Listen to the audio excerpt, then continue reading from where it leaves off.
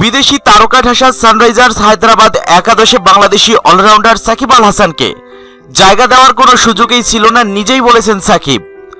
দলের বিদেশি ক্রিকেটারদের দুর্দান্ত পারফরম্যান্স এবং দলের কম্বিনেশনের কারণে টুর্নামেন্টে এখন পর্যন্ত মাত্র 2টি ম্যাচে হায়দ্রাবাদের জার্সিতে মাঠে নামার সুযোগ পেয়েছেন সাকিব। হায়দ্রাবাদের 2 বিদেশি ওপেনার ডেভিড ওয়ার্নার এবং জনি ব্রেস্টো এবারের আইপিএলে উদ্বোধনী জুটিতে রান করেছেন যথাক্রমে 118, 110, 185, 64, 33, 7, 72, 66 এবং 135।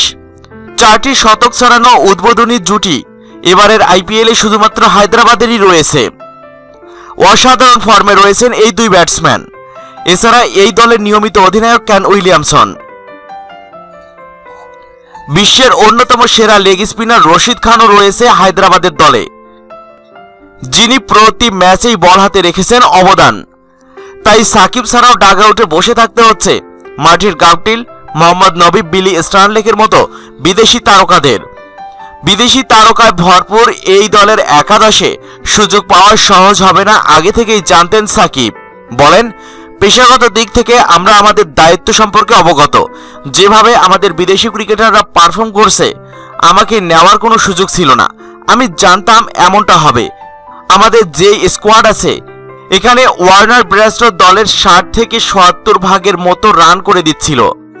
কেন উইলিয়ামসন অধিনায়ক, রশিদ তো রশিদেই। এমন দলের জায়গা পাওয়া খুবই কঠিন। আমি কঠোর পরিশ্রম করেছি এবং সুযোগ পেলে দলের জন্য অবদান রাখার জন্য প্রস্তুত হয়েছি। চেন্নাইয়ের বিপক্ষে ম্যাচ শেষে সংবাদ সম্মেলনে এসে এসব কথাই বলেছেন সাকিব আল হাসান।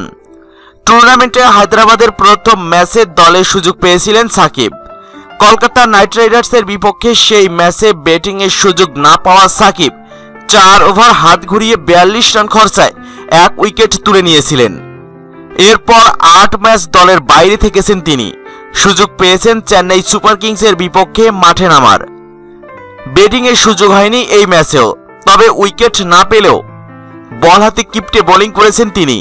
দিয়েছেন মাত্র 6.75 ইকোনমিতে 27 রান।